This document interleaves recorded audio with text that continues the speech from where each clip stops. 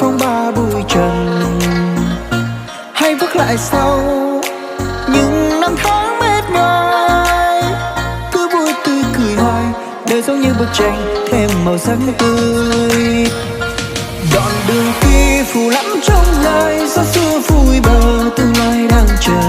Thì anh xin nguyện yêu em dù có thế nào. Ngàn hương hoa tỏa khắp những giang nắng kia nhẹ nhàng, chờ em đến có em bên đời. Thấy ôi sao bình yên, mong thời gian sẽ mãi ngừng lại. Sẽ mãi cho em tình yêu, mãi cho em bài ca, mãi cho em những điều đẹp nhất trên đời. Ngàn vì sao sẽ minh chứng tình anh gửi em. Mong đến khi ta gặp nhau, những đinh hôn tặng em trái tim sẽ chung nhịp từ phút giây này. Mong ta mãi bên nhau, nguyện sẽ không thay đổi lòng.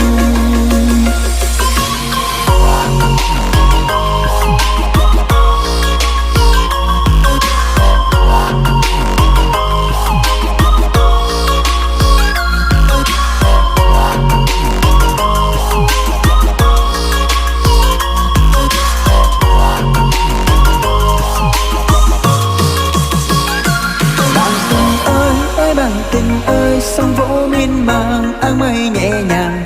Bạn tình ơi, bạn tình ơi, sưởi ấm trong nắng chan hòa. Bạn tình ơi, bạn tình ơi, ta sẽ đến xe đón em về nhà. Bạn tình ơi, bạn tình ơi, sẽ không rời xa.